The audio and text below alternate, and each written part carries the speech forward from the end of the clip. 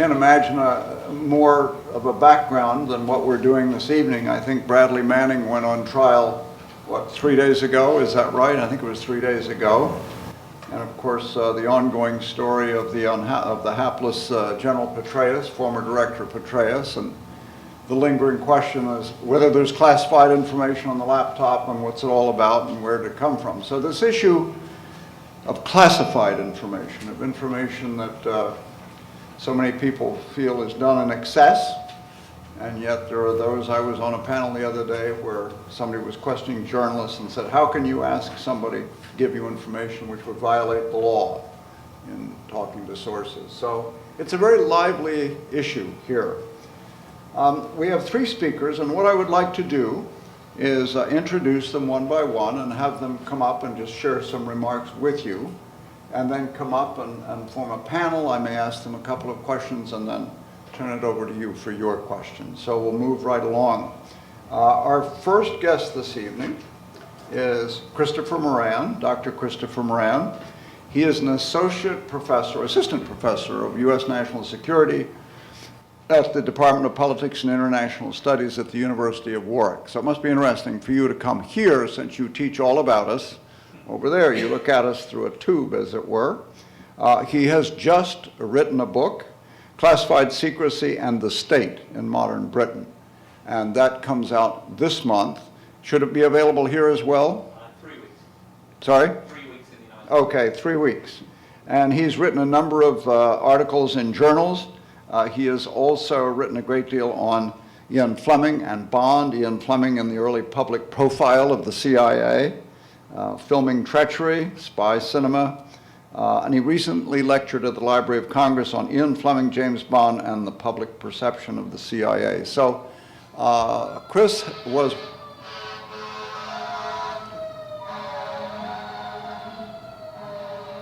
Well, they've caught another one with classified documents anyway. Chris is one of our 3 principal consultants on the Bond exhibit. So if you have not had a chance to see it, I hope you do. And so we've been delighted to have here Chris for the better part of the week. So Chris, let me kick off with you. So please help me welcome Chris Moran.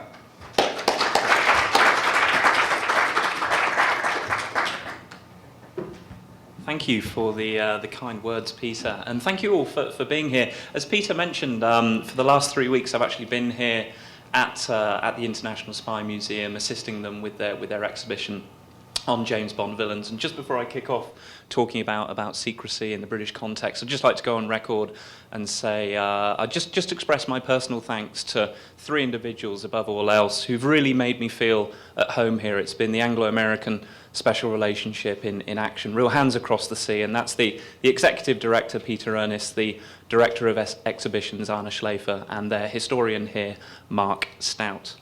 But today I would like to talk to you about my new book, Classified Secrecy in the State in Modern Britain. Its publication is imminent in the United Kingdom. It'll be about 3 weeks to a month before it's available in bookshops here in the United States.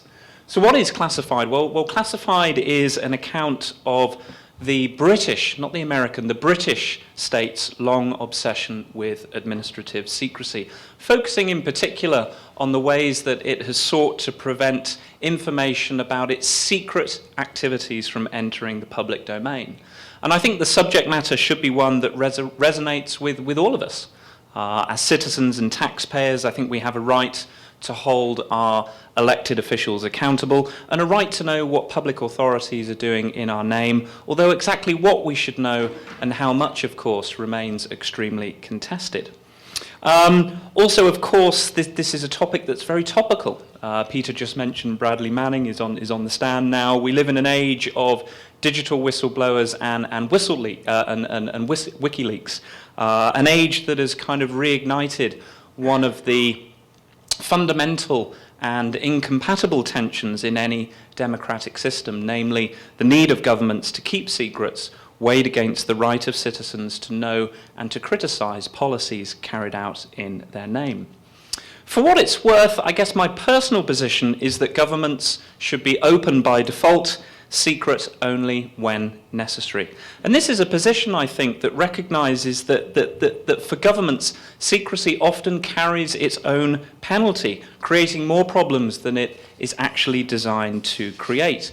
Often by keeping everything behind a tight veil of secrecy, the work of government can be covered in misunderstanding and ignorance. Worst of all, conspiracy theories can harden into fact. And Richard Crossman, a former cabinet minister in the United Kingdom, he expressed this far better than I could possibly do in an interview in 1972 when he said, quote, "One result of all this secrecy is to make the British electorate feel that it is being kept deliberately in the dark and increasingly to suspect the very worst of its rulers," unquote.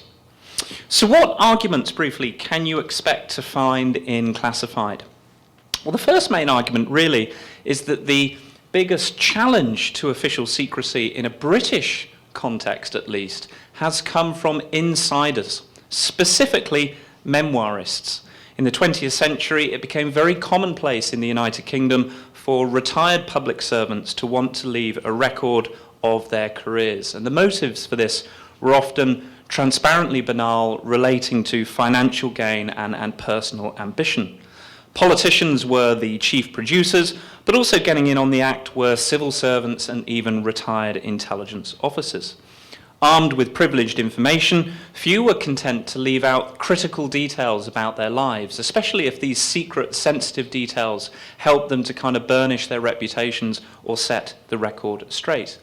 In the UK context, and I'm sure it's the same here in the United States, publishers and newspapers are increasingly goading these crown servants into the revelation of high-class gossip and first-class secrets.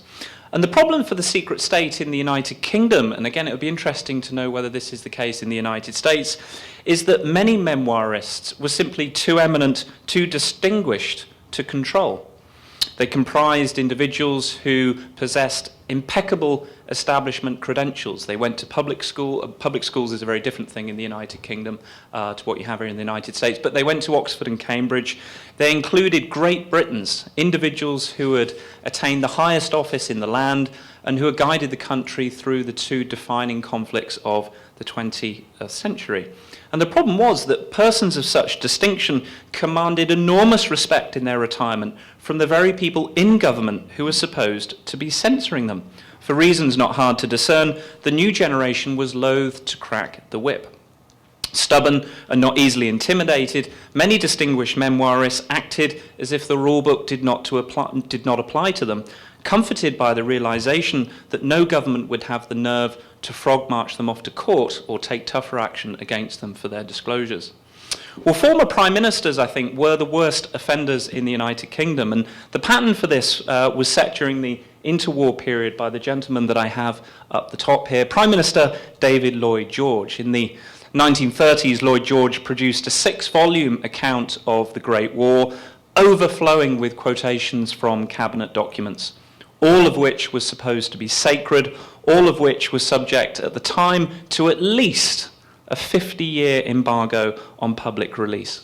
And all efforts by the Whitehall machine to restrain Lloyd George failed completely, and this pattern goes on and on and on throughout the 20th century. Lloyd George, in short, was beyond discipline. In fact, even the King, George V, was unable to have any influence at all over what Lloyd George said and put in his memoir. When George V protested at the history's hostile treatment of the Great War generals, and Lloyd George had even used secret documents to attack the generals, when the King protested at this and called for the criticisms to be softened, Lloyd George responded, quote, "The King can go to hell. I owe him nothing. He owes his throne to me," unquote. Surely the most damning rebuke of a British monarch in recent British history.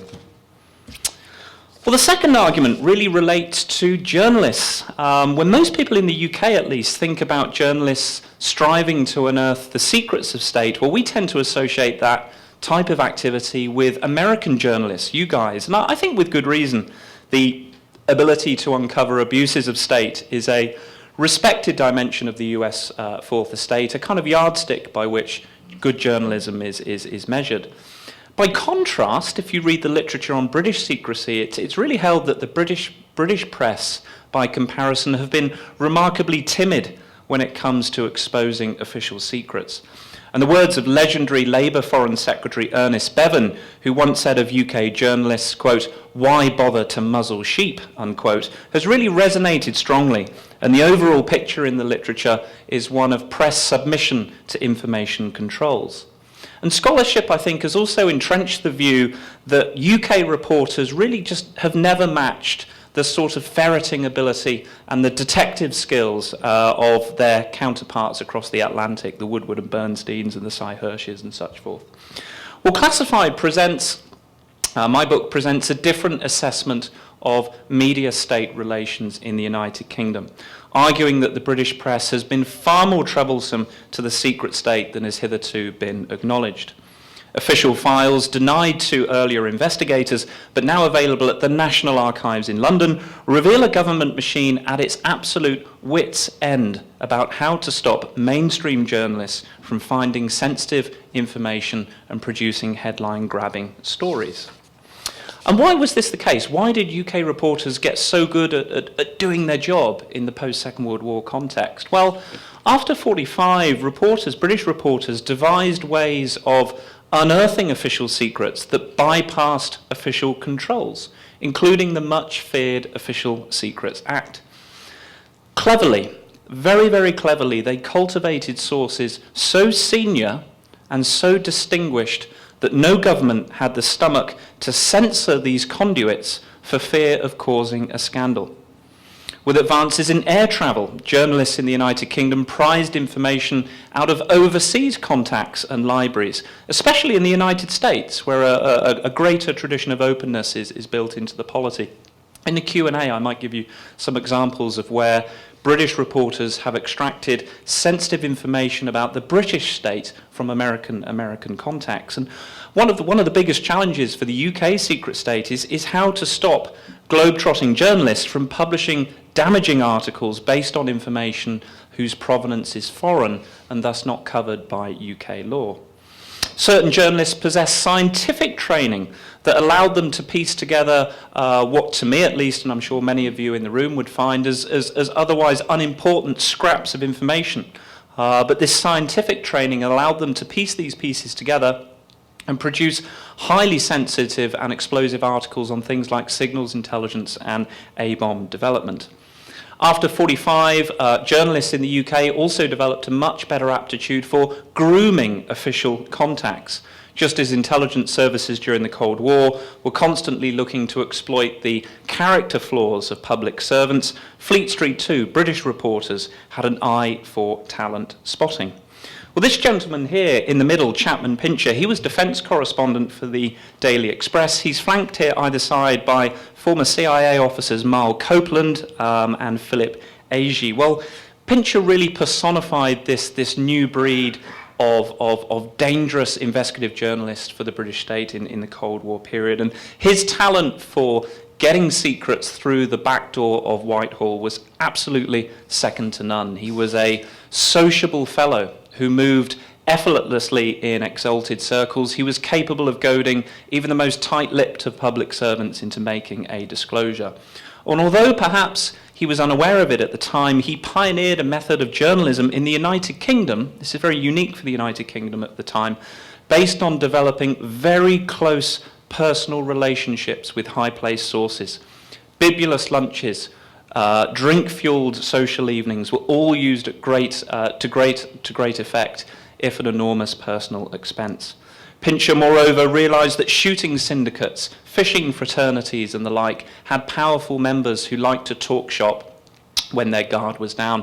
Pincher just caused consternation, actually, in the British government. Things got so bad that they were convinced, we get this from the files in London, they were convinced that he was gaining access to government departments under the cover of nightfall. A completely ludicrous suggestion. Government buildings around the United Kingdom would have posters likening Pincher to a bandit in the Wild West whose staff were just not allowed to talk to at any cost. And these posters would have his picture also with a little caption saying, "Warning, a person of evil intent." And actually, Harold Macmillan, the British Prime Minister, even went on record in one of his Prime Minister's personal memorandums to his Cabinet Secretary saying, quote, "Can nothing be done to suppress or get rid of Chapman Pincher," unquote. And this is really the first time, I think, that a British head of state has called for a journalist to be liquidated, even if perhaps not in a literal sense. Well, the final argument, and I'll wrap this up very quickly, really is that governments in the United Kingdom, and again it would be interesting to see whether you think this has taken place in the United States, have moved into the realm of what I would call offensive information management, based on the idea that absolute secrecy is not only almost impossible to achieve, but counterproductive in the modern era. Now, for most of the 20th century, the secret state in Britain adopted what I would call a classic defensive approach of saying nothing and releasing nothing, especially with regard to its intelligence services. However, by the 1960s, a number of very prominent voices in Whitehall started to see this approach as being far too rigid and called for greater flexibility. What these voices saw was a world where many secrets had just become too damn hard to keep, and where damaging disclosures had become all too common. And sensitive to this new landscape, the likes of Dick White, who was the Cabinet Office's first intelligence coordinator, he argued really that it was time for the secret state to start fighting back with some of its own carefully managed releases. And really the biggest monuments to this strategy have been and continue to be, I think, official histories of intelligence. I can elaborate on these in the specific examples in the Q&A. Official history, I would say, has become a key part of the British state's strategy of information management. And the lesson that the British state has learned really is, I think, that it is too dangerous to leave secret history, including intelligence history, solely to private hands. Journalists, historians, memoirists, some are fair-minded and sophisticated in their analysis. I hope I'm one of them. Others, however, fall foul of sensationalism and focus exclusively on the negatives. So in this context, official history allows for counterblasting to counterbalance some of these distortions. From the state's perspective, finally, official history also helps the state to keep the more difficult, controversial issue of declassification of documents off the public agenda. The archive, for historians, for members of the public, is really the holy grail. But to extend the metaphor, many will happily take a lesser vessel, such as an official history, if the alternative is nothing at all. In short, official history allows the secret state in the United Kingdom to be open, and I think they should be commended for this effort, but at the same time keeps secret what really needs to be kept secret. Thank you very much for your time. Pleasure. Okay, thank you very much, Chris. You left provide a lot of information, which I think will give our audience grist for the Q&A period. I have now been here for 10 years, which is the age of the museum. And since I have been here, I have had occasion to read almost anything published about classified information as an issue. And I will tell you that I have rarely read any article which did not contain the name of Stephen Aftergood. There are people in this town who are known as the go-to guys, and Stephen Aftergood is a go-to guy when the issue of classification, overclassification, and so forth comes up.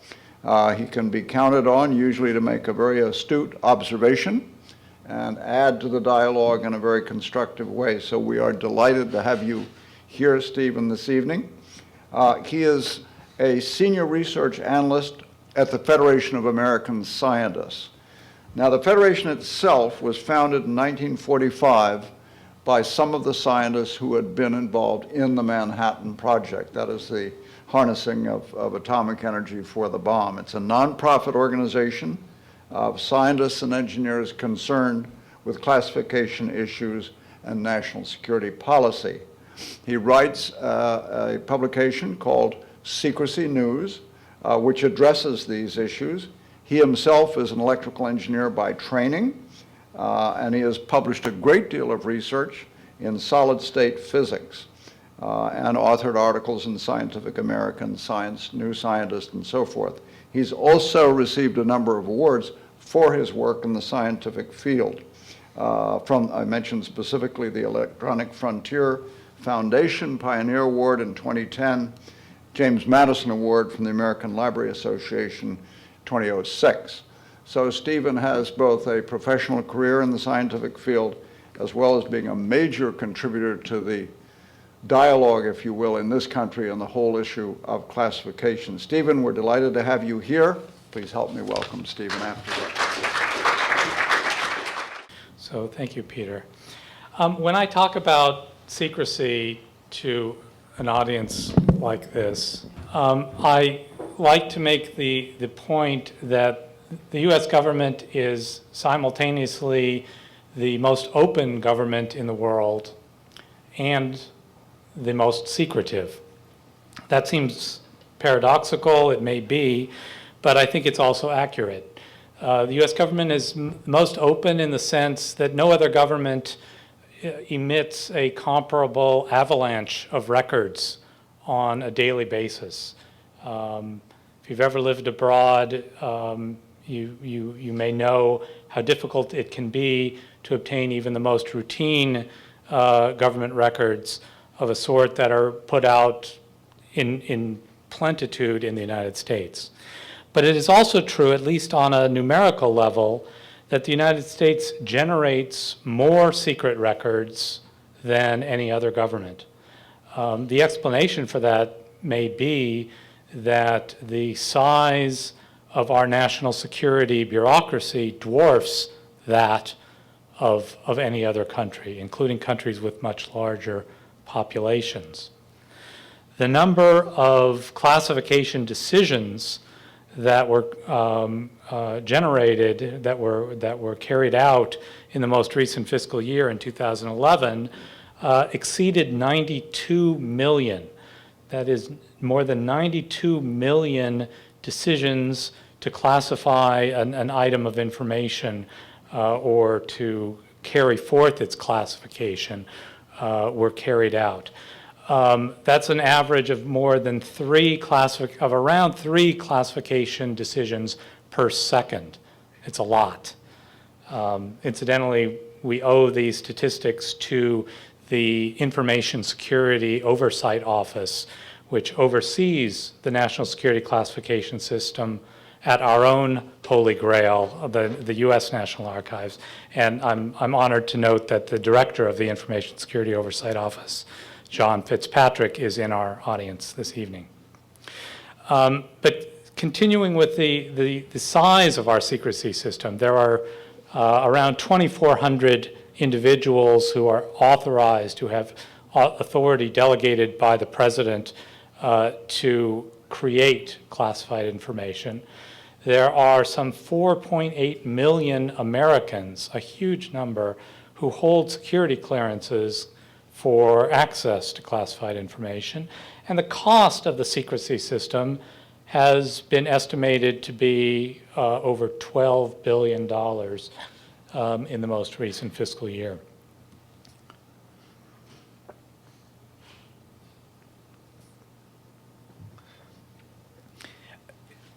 National security secrecy, at least as I perceive it, takes a few different forms. One is what might be called genuine national security secrecy.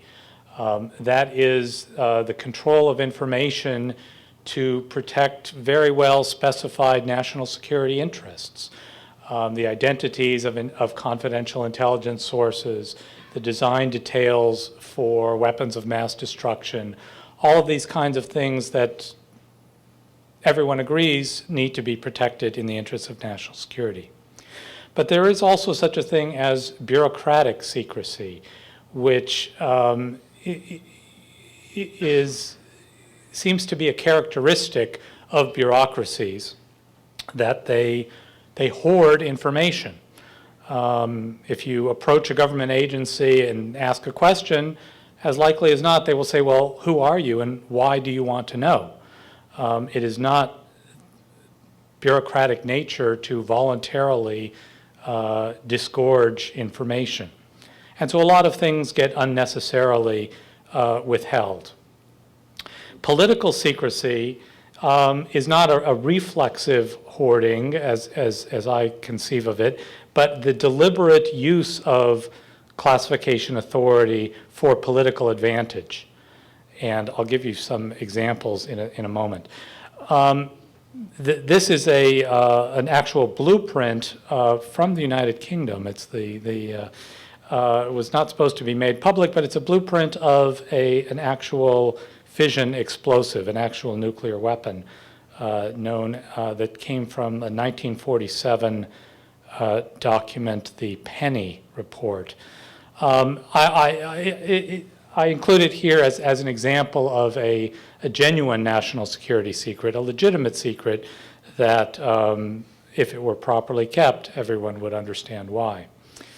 On the other hand, there are such things as this is it's not actually classified, but it is a restricted Navy manual on a laundry and dry cleaning facility aboard a naval ship. It is to be destroyed by any method that will prevent disclosure, et cetera. Severe criminal penalties will ensue from its unauthorized disclosure. You can take my word for it. There's nothing of any, this is not a nuclear-powered dry cleaning facility. It's just a very large shipboard laundry. This is from a document that was classified for 75 years. It's from shortly before the United States entered World War I.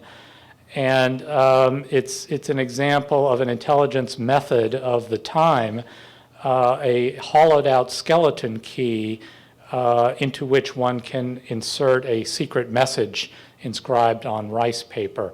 And a caption to the image notes that if you rub cigar ashes on the tip, no one will be able to know that there's a secret compartment in it. This was classified effectively permanently until at one point I asked the archives, well, what's the oldest classified document you've got that you can identify? And this is what they came up with. And so upon request, they then released it.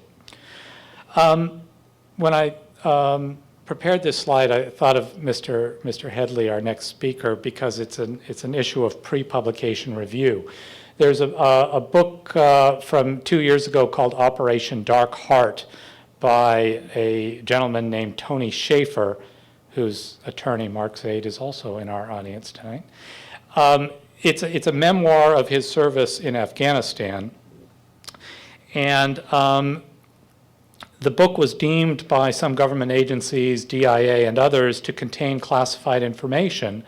So they insisted that certain portions of the text of the book be withheld. And if you go purchase the book now, you'll find it's marked throughout with these black redactions concealing the passages that were deemed to be classified. The peculiar thing about this book, however, is that before it was published in this form, review copies were sent out in unredacted form. And so it was possible for those who were fortunate or quick enough to get the review copies to compare the unredacted text with what the government determined was classified information. And so if you compare this paragraph with the unredacted text, you can see, as it happened, there was a movie crew there filming Big Bad John, apparently that's the name of a movie, starring Ned Beatty and Jimmy Dean. And the crew put me on the stunt team as my cover. So that was deemed by the government to be classified information. If I strain, I still can't figure out why.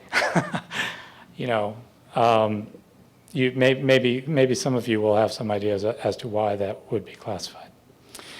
Political secrecy, I mentioned, the deliberate use of classification authority for political advantage is exemplified to me by this old Atomic Energy Commission memorandum, where it is indicated that medical experiments on human subjects which might have an adverse effect on public opinion or result in legal suits should be classified secret. That is not what the classification system is for. The classification system is intended to protect national security and nothing more than that. Nevertheless, from time to time, it is used for something more than that. That's a problem for classification policy that requires a solution. I'll just go quickly through these. The Abu Ghraib report from 2004 on abuse of prisoners in Iraq classified its conclusion that criminal activities had occurred that was deemed to be a secret. Syphilis tests of human subjects in Guatemala in the 1940s. Some secrecy is uncontroversial. The fact that special forces train snipers and how they train them, if that kind of information is not broadly distributed, that doesn't seem to be a problem. In other cases, this is an Army field manual on the operation and maintenance of shoulder-fired weapons, weapons that can be used by individual soldiers or military personnel to target aircraft. A system along these lines was just used in Syria this week, or just was reported this week. For some reason that eludes me, the Army decided that this 300-page operational manual was approved for public release, and I'm not sure what the thinking there was. We have a copy. It's not, although we have an online library of Army doctrine, we have not published this document ourselves. The secrecy is many things. I think one of the conclusions that emerges from a study of the field is that some secrecy actually undermines security. The 9/11 Commission that investigated the events of September 11 and tried to draw some lessons from them, one of its conclusions was that secrecy interfered with public awareness and public preparedness. It's a conclusion that's been echoed by others. Another feature of the current secrecy landscape is an unprecedented number of prosecutions of government officials and employees and contractors, not for espionage, but for unauthorized disclosures to the press. It's a problematic trend to my way of thinking because a robust press coverage of national security affairs depends from time to time on unauthorized disclosures, and criminal prosecution is probably not the best way to combat or to deal with those disclosures. The Obama administration seems to be of at least two minds about openness. It has committed to being the most transparent administration in history. It is also presiding over the what seems to be the most voluminous and prolific secrecy system. There have been a number of remarkable breakthroughs in openness in recent years. For the first time ever, the Nuclear Posture Review, the review of the U.S. nuclear force structure, was carried out on an unclassified basis. The size of the U.S. nuclear weapons arsenal, which people have been asking about for 70 years, was only made public for the first time in 2010. We know more today about intelligence spending than we have ever known in the past. This time, for the first time ever, we learned the amount that the military requested for intelligence, a number that has always been classified until 2012. The Fundamental Classification Guidance Review, an Obama administration initiative that was presided over by the Information Security Oversight Office, has led to the cancellation of hundreds of classification guides, which are authorities for classifying information. And next week, a body called the Public Interest Declassification Board is going to issue its response to the President's requests for guidance on transforming the classification system. So a parting line, as I wrap up, my sense of the issue is that there is such a thing as good secrecy that enables the execution of authorized military and intelligence missions. There is also bad secrecy that fosters corruption and inhibits accountability. And the task of classification policy and of secrecy reform is to distinguish and disentangle the two of them, preserve the good secrecy and expose the bad secrecy, and that's what we and others aim to do. So I'll stop there, and thank you for your attention. Next, it's my pleasure to introduce a friend of long standing, also a CIA colleague of long standing, John Headley. John was a career analyst in the CIA for more than 30 years, served in a variety of analytical posts. I'm sure everyone who's here has heard of the President's Daily Brief. That is the succinct summary of the most important details that occurred either the preceding day or overnight, and it is presented to the President every morning. John served as the editor of the PDB, which it is called, for many years. He was also the managing editor of the National Intelligence Agency, which is a lesser document and has a somewhat broader distribution.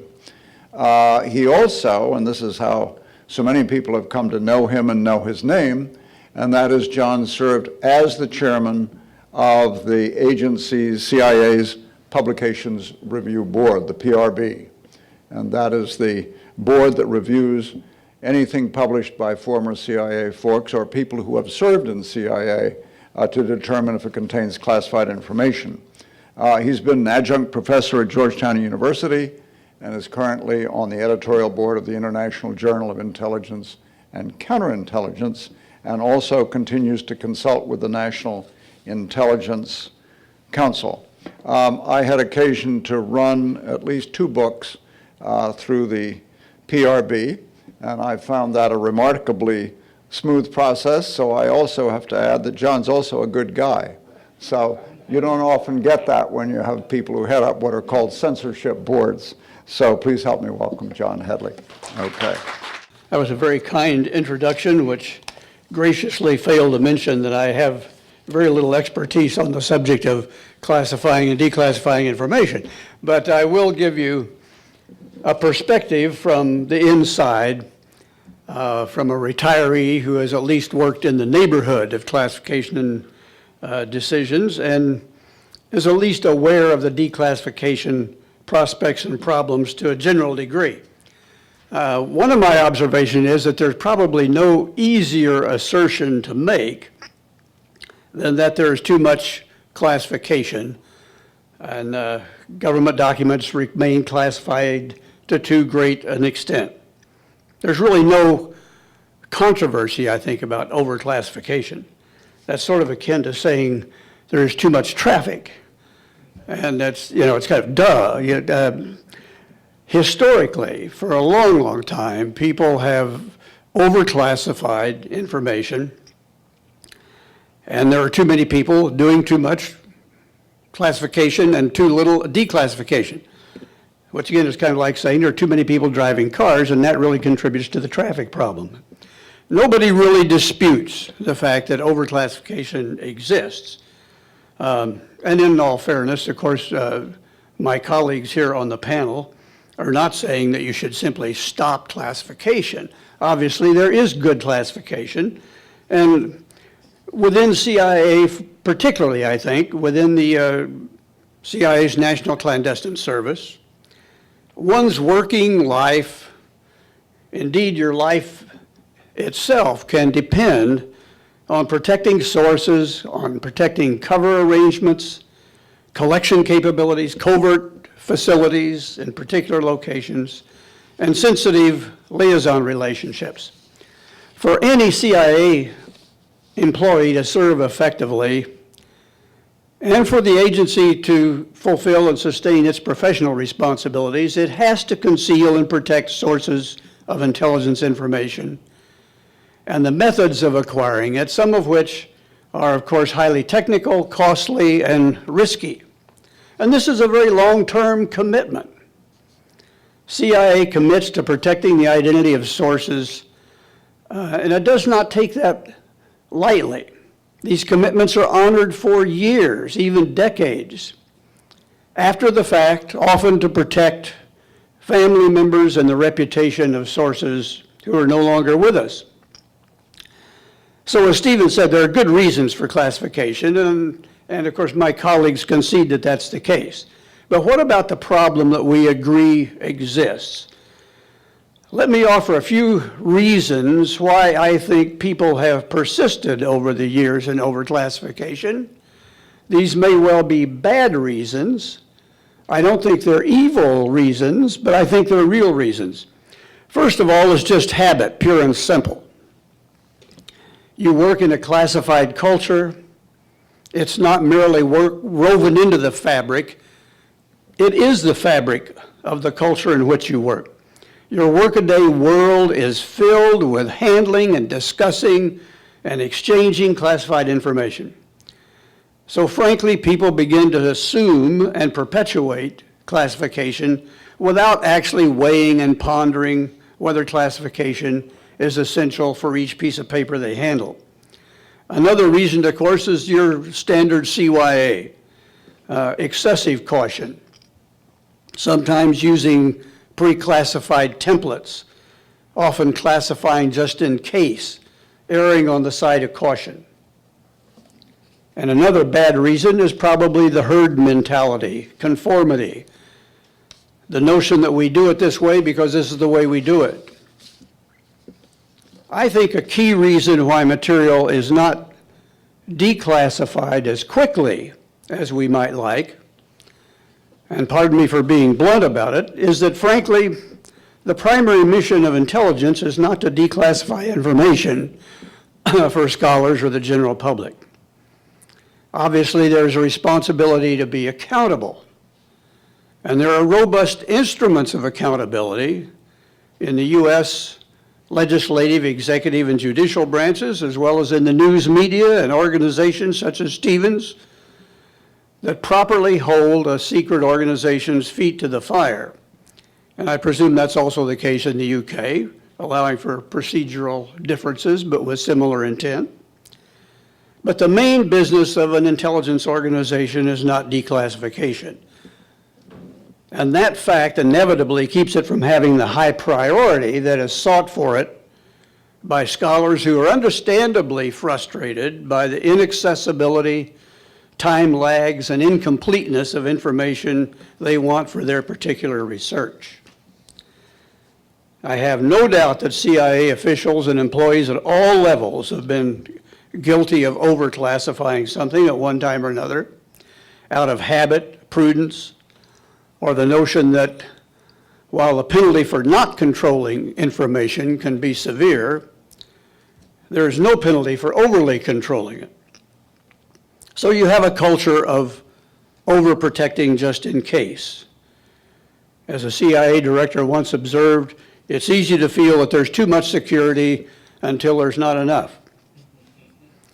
Changing that practice requires changing a culture in which it's been easier and quicker to classify automatically. Now, I think there are steps that have been taken in the intelligence community today to deter the practice of classifying without thinking and applying specific reasons. And I think it's making a difference. I think there may be a difference to come just in the nature of the new generation. More than half of the employees of CIA today have come to work there within the last 10 years. It's a very young organization, deploying people with average age about 26, 27. These people, of course, have grown up in a culture of twittering and tweeting and all the internet social media, which of course is a culture of openness. And they may gravitate more naturally to a more open system. In fairness, I think we should note, Stephen took note of the fact, that there is an astonishing amount of declassification that's being done. There is, of course, an astonishing amount that's not being done, but the very same ISOO report, I suspect, indicates that in the last fiscal year, nearly 53 million pages were reviewed for declassification in the executive branch. Nearly 27 million, 51% were declassified. In the past 2 decades, 1.5 billion pages have been declassified, excluding mandatory declassification review. Now, of course, the size of those numbers also underscore the size of the challenge. But I think what has been done and what is being done regarding declassification does reveal that a lot of important documents can be declassified, have been, and are being. I think more than ever is being done. Of course, the problem is not that nothing's being done, it's that the particular documents you want are not available. There is a treasure trove out there, most of which has yet to be mined. Now, you hear many anecdotes, we saw a few of them, about instances of seemingly needless classification, outrageous or silly. But my point is that declassification takes lots of time, resources, and money. And I think that's really the crux of the problem today. Declassification cannot be solved without tedious, labor-intensive efforts. Armies of people working the problem, researching the content, cross-checking it with other agencies, and dramatically improving progress, releasing more from classified archives, making its release more timely, can happen only as a result of a much greater will, a much higher priority, more personnel, major outlays of funds.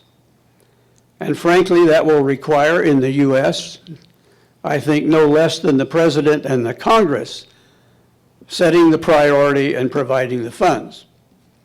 Now, I'm not sure when conversations occur between President Obama and congressional leaders next week on averting the fiscal cliff, that somebody will raise, oh, and don't forget, we need more money for declassification. That may come up, but that's one of the things you're kind of up against. This is the rub, I think, and that's where the lobbying should focus on where the priorities and appropriations are determined. Thank you very much, and I'll look forward to your questions. All right, thank you all for very stimulating presentations. I'd like to just take advantage of being the moderator, ask a question or two. One observation, Stephen, I believe you had a figure up there of something like 2,400 officials were authorized to classify. In my experience, I would say that is off by a factor of about 100. Mm-hmm.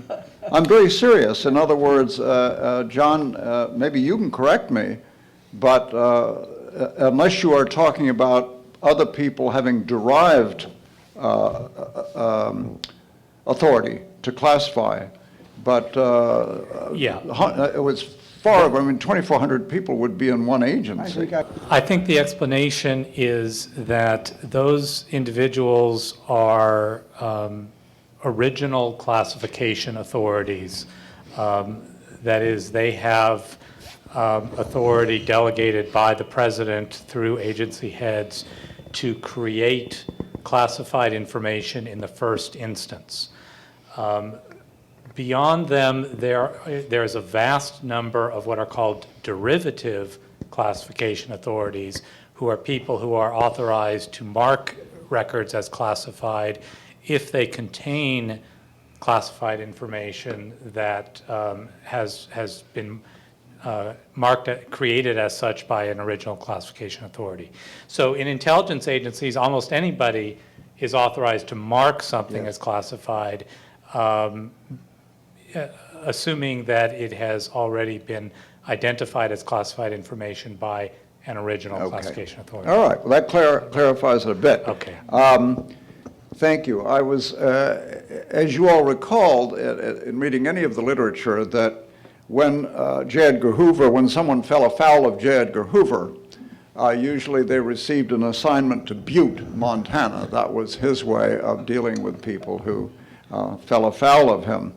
The equivalent in the intelligence community is to be assigned to deal with classification issues. Once you are assigned to deal with classification issues, your career is now over. You may not know it, and you may receive a title, a rather glamorous title, but you aren't going anywhere. It is, and I think John put his finger on it, and it's not to be taken lightly. That is, the function of the intelligence agencies is to do what they say, which is to collect and analyze intelligence.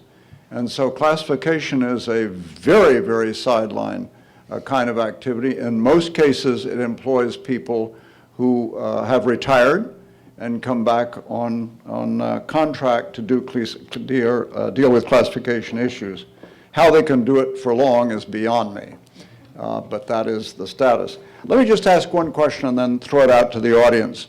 And that is, I recently read that there is a legislation being passed to provide for whistleblowers, greater protection for whistleblowers in the government, and yet it apparently excludes the intelligence community, and I'm not sure why it should, because a number of those names that you put up there might well have had recourse to go to a whistleblower, go to an ombudsman or someone like that in their own agencies. And I think we see that that is often the case. Even, and I'll use an example, it may not be the best one, but the FBI special agent who got involved with this woman Jill down in Florida apparently was not happy with how the case was proceeding, so he went to the Congress, he went to a representative. So if we assume his motives were good, he could have gone to a whistleblower perhaps. I'd appreciate your comment on having some sort of designation of either a whistleblower, protection, or ombudsman inside agencies of the intelligence community. Anybody? John, do we have the equivalent? Would you consider the Inspector General the equivalent of a whistleblower? Protection or ombudsman role? Yes, but also the ombudsman. There is an ombudsman for each directorate and for the agency as a whole. Well, I don't know what the most current empowerment of the ombudsman is, but there's someone that you could go to with a concern. Okay, now that's in CIA? Yes. Okay, all right. I mean, I can only say from the British experience here, but successive British governments and their support army of civil servants in Whitehall, they struggle to define exactly what is secrecy and what is a secret. So the thought of them trying to define what is a whistleblower, I think, would be extremely difficult. I mean, in the successive British governments have had so many. They've really been dealt a bloody nose with whistleblowers. Absolutely no doubt about that. And I think even the most sort of committed of government servants from the Cold War period would concede that in most instances the approach to whistleblowers has been far too heavy-handed. With, and this sort of follows the law of unintended consequences, with negative effects for the government. I popped up on the PowerPoint slide there a memoir, Spycatcher, by a former embittered assistant director of MI5, the security service. This memoir would probably have died a slow death. Probably would have sold 5,000 copies. But the UK government, led at the time by Prime Minister Margaret Thatcher, by initiating a huge courtroom battle, which ended up taking place in Australia, it gave far more publicity to the book than would have ever been the case had a more sort of neutral back channel, private negotiation type strategy have ever been employed. So I would be nervous about introducing legislation. One of the things we find in the United Kingdom, and I tried to bring this out in the book, is the sort of voluntary, gentlemanly approach to secrecy, perhaps as people like John have employed with the Publications Review Board, is far more effective in most cases than sort of constitutionally dragooning people into the courtroom. Right. Stephen, do you have a comment? I was just going to say, whistleblower advocates argue that one of the best solutions to the problem of uncontrolled leaks of classified information is improved protections for whistleblowers. If dissenters or people who believe they are witnesses to wrongdoing have channels through which they can confidently go to expose that wrongdoing without retaliation, they're more likely to do that rather than disclosing intelligence information to the press. Unfortunately, there has been a pattern of retaliation or ineffective protection of would-be whistleblowers that is still waiting for the kind of legislative protection that non-intelligence whistleblowers received this week. Okay. Thank you. Well, let's go here. Questions? You have a question, Mark? Yes. Thanks very much.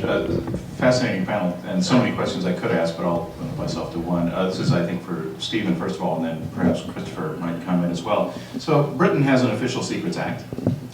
We do not. Every once in a while, people here in the United States propose basically the equivalent. I believe I'm correct in saying that you would be your view that that's a bad idea. And I'm certainly philosophically quite in tune with you on this, but just for the sake of argument, how much damage would it really do? I mean, I do note that Britain is a real country whose government functions in a reasonably responsible sort of way, and where citizens, I don't think, need to be particularly afraid of their government, not to any degree particularly greater than we ought to be afraid of our own. So if you accept those premises, what would possibly be the harm in having something comparable to an Official Secrets Act here in the United States? I haven't read Christopher's book, so I'm not as well versed in the UK system as I would like to be. I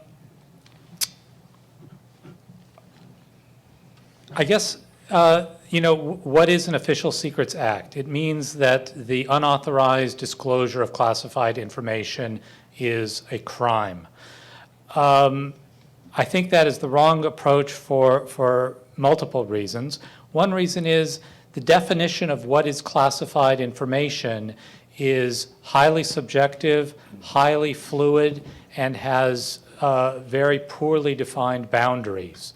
If suddenly any unauthorized disclosure of classified information is a felony, then the immediate effect is that the more scrupulous among the government employee workforce are going to terminate all communications with the press and the public so as not to err in making disclosures. The way the system works right now, there is a gray area, and there are gradations in which agency press officers negotiate the boundaries of disclosures with the press. There are informal exchanges between government employees and members of organizations such as mine. And that kind of fluidity would be destroyed if unauthorized disclosures were legislatively made into a crime. Okay. Stephen, did you have a comment? You looked like you had a comment. Christopher. I'm sorry, Christopher, yeah. Sure. I'm sorry, yes. Easily done. The Official Secrets Act in the United Kingdom, the inaugural Official Secrets Act, was introduced in 1889, and one of the reasons why it was brought in was to prevent, at the time, errant members of the civil service from making unauthorized disclosures to the press. They actually committed a boo-boo in 1989. the way the act was worded, the press weren't actually liable to prosecution. So they had another go in 1911 in the midst of a war scare and spy scandals and spy scares at the time in the United Kingdom, and they forced through what would be perhaps the most draconian piece of legislation on the UK statute book for the best part of 80 years. The most draconian element of the legislation was what was known as Section 2 of the Official Secrets Act, which was only repealed in 1989. Section 2, one of the reasons it was so feared, especially by journalists, was that it prohibited the unauthorized disclosure of any classified information. So if a journalist became aware from a disillusioned government employee that the Department of Health was ordering 5,000 toilet rolls a week and published that information, he could be liable to prosecution and imprisonment for up to 2 years at the time. Thank God that that Section 2 has finally been abolished. I think on a general point, I don't think an Official Secrets Act in the United States would even be constitutional. In 1972, Lord Franks, a very eminent and august jurist in the United Kingdom, was brought in by Edward Heath's government to conduct an external review on the Official Secrets Act. And for this, he interviewed not only UK civil servants and UK journalists, but a lot of people from the United States. And the overwhelming response from the United States was this would be simply unconstitutional in the US. I mean, in the UK, we also have what some of you may be familiar with, the D-Notice Committee, the Defence Notice Committee, which is a voluntary compact between representatives of the UK media and representatives of the government. And this body gives voluntary advice to journalists on the possibility of their articles and stories impinging national security. And that, too, is often held as being unconstitutional in the United States. I think another thing I would fear, if you brought in an Official Secrets Act in the United States, I think you would see what we've seen in the United Kingdom following Wikileaks and freedom of information, which is government employees would become so concerned about putting things down on paper, you would get an acceleration of what I call the kind of sofa-style conduct of government, where governments and ministers and their advisors, they just conduct things on the sofa, they don't write anything down for fear of being prosecuted. So I think the implications of bringing in an American Official Secrets Act would be severe and not advisable whatsoever. Okay. Okay, here's one over here, Amanda, or right here, and one over there. Yes, I'd like to ask the gentleman on the middle, has there been any penetration of British security by an organization like the IRA or by Scotch and Welsh separatists? I can't speak too knowledgeably, admittedly, about the IRA, but there is, of course, a very long history of moles in the British establishment, and you can learn about many of them here in the International Spy Museum. The most famous of which would be the notorious Cambridge Five, or the Magnificent Five, as they're often sort of referred to by the press. What you have here are a very prestigious, upper-class, blue-blooded elite band of upper-class Foreign Office and diplomatic officials who went to Cambridge University in the 1930s, were turned by people from the Eastern Bloc, were only exposed in the 50s, 60s, 70s, and 80s, the last of which who was exposed being John Cairncross in the late 80s, early 1990s. So sadly, there is a history of penetration from hostile intelligence services on the IRA. Sadly, I can't give you a definitive answer on that one at the moment. Certainly, the authorized history of MI5 done by the Cambridge, very eminent Cambridge academic Christopher Andrew, that certainly doesn't confirm any penetration of the security service by the IRA. But whether that means, whether that should be taken as confirmation of the fact that it never happened, remains to be seen. Oh, here, yes. Hi, this question is for Dr. Moran. I'm interested in how the Anglo-American special relationship affected transparency. To what extent did the US and UK transparency regimes reflect the fact that many of the secrets, diplomatic, military, intelligence, and nuclear, that the two governments were protecting were joint ones? Did American policy or practice influence the British system, or vice versa? Has the British government institutionalized a disclosure process for covert operations akin to the US high-level panel for the Foreign Relations series? Yeah, I mean, You're limited to 30 minutes for your reply. Yes, all right. I'll keep it to 30 seconds. One of the top 3 biggest secrecy crises, I'll call it, in post-war Britain occurred in 1960, and it surrounded precisely the issue of the Anglo-American special relationship. And it all hinged on the memoir, The Suez Apologia, of the recently retired British Prime Minister, Lord Avon, Anthony Eden. Like Churchill, like Lloyd George before him, Eden felt as if he was entitled to behave as he pleased. He was above the law. And one of the things he wanted to include in his memoir were a whole series of secret documents confirming how the recently deceased, I think at the time, US Secretary of State John Foster Dulles had, before the US kind of turned its back on the UK with the Suez crisis, had just goaded him over and over and over again to take a tough stand in the Middle East against Nasser. So Eden published his memoir in 1960.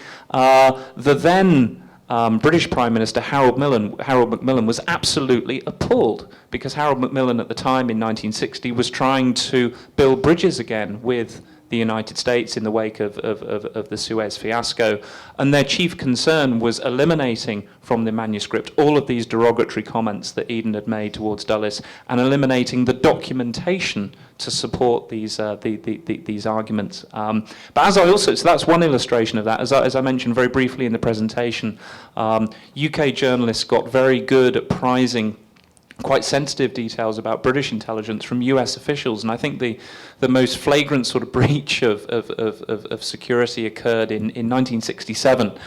Sir Harold Evans, who was the crusading editor of the Sunday Times, he ran a crack unit known as the Inside Investigation Team. They were running an investigation into Kim Philby. In 1963, it had been revealed that Kim Philby had gone over to Moscow, gone over to the Eastern Bloc. But apart from that, we didn't know anything about Philby. We didn't know that he was he'd overseen Anglo-American intelligence liaison. We didn't know that he was liaison with the CIA. We didn't know that he knew he worked in Soviet counterintelligence. In 1967, Sir Harold Evans sent reporters over to the United States, and a certain Lyman Kirkpatrick, a very eminent Inspector General of the CIA, at a certain point, gave the game away, for whatever reasons completely unbeknownst to me, started gassing on about all of what Philby did during his career. And of course this was then duly reported in the British media and caused an absolute sensation. Okay. All right, I think there's right here in the, where are you? Let's see. I got it. Oh, right, there's one back there and then up here. So this question is initially directed to John, because it's been bugging me since the days you were the PRB chairman, and it's still the same now, so maybe you can educate me a little bit. So as probably many of the people here know, especially who've been to programs at the Spy Museum, when we've had former CIA case officers or other intelligence officers who've written books, the books go through pre-pub review. Once you're outside of the agency, the only ability of the agency to censor is that if the information is deemed to be properly classified. But one cannot rely on, let's say you're writing a book later on, a third person, cannot rely on prior publications that have been properly cleared by the PRB and other agencies for having been declassified information. So you have this, in my mind, this conundrum of a book that's been published, and ostensibly if it's been published, that agency has decided there is no classified information in the book, but yet it's not been declassified so that you can rely on it for someone else to say, this is why I can publish this information because you've already allowed it to be published before. And I've had that inconsistency a number of times over the years. And then the second part to Christopher's, do you have anything in the United Kingdom with respect to formal review process of government officials, senior leaders, with respect to publishing their memoirs? Mark, the conundrum continues. It's not all that much different. I always took the position that if it had been approved by the agency and appeared in print, that under the First Amendment, judicial precedent would strengthen any argument that you could reuse that information because it had been deemed not damaging to national security. There is an inconsistency there, though, in that it can still be contended by the agency that it is not officially declassified, because as you know, the publications review process is not considered a declassification project. It is not a process of declassifying the information, but simply saying that it does not damage national security. What the definition of national security can change, the interpretation of it can change, and that's where you get the obvious inconsistency that from time to time somebody is told that we're deleting this now, even though you could point to the fact that, say, Bill Colby or a previous agency official has it in a book, but it still has not been officially declassified. Not a satisfactory answer, but it continues. I could probably have a crack at both of those questions. As a follow-up to this book, I've for the last 2 years, I've been researching and writing a new book called Company Confessions, the Central Intelligence Agency and memoir writing. And I've looked at the private papers of dozens of, about a dozen CIA officers at the Hoover Institute and Princeton University, Kirkpatrick, Dulles, Colby, the whole lot of them. And one of the things I've always been struck by is the real savvy ones, the real smart ones, have employed what I would call a whole army of research assistants to go through combing the record of and reading memoirs to look for past precedents in order to kind of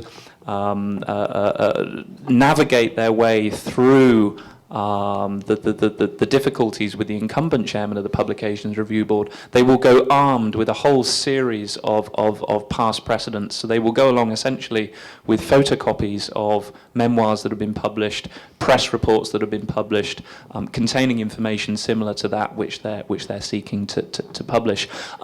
In terms of review process in the United Kingdom, yes, formal review process for formal review, legally binding review process for intelligence officers. That's one of the conditions now of their secrecy agreement. For politicians, it's a slightly more grey area. In 1975, the Radcliffe, what are known as the Lord Radcliffe guidelines, were issued. These guidelines were issued as a direct result of the trial of Richard Crossman. He passed away by this point, but the Crossman diaries caused a legal storm, and the Radcliffe diaries came as a direct result of that. That's a gentlemanly agreement that you have in the United Kingdom, and it basically stipulates that any cabinet minister, any junior minister, any politician, any MP who wishes to use secret information or classified information in their memoirs has to submit their memoir in the first instance to the cabinet secretary. So the cabinet secretary is the kind of central interlocutor who takes the initial judgment. His initial judgment is trusted to be the judgment in the first instance. He or she then has the responsibility to parcel that memoir out around the houses to other government departments. So for intelligence officers, legally binding. For politicians, a little bit more of a grey, muddy area based more on sort of gentlemanly codes. Do the officers have the ability to legally challenge the determination if the government says it's classified? They do, yes. There are very, very few cases of that in the United Kingdom. Expense, finances play a huge role. I mean, one of the things I'm always impressed by when I am here in the United States is how well funded the lobbies are and how well funded the kind of vested interest groups are to support whistleblowers and memoirists. That just doesn't really happen in the United Kingdom. We just don't have well-heeled organisations who are really able to support the interests of those who want to talk about their secret history.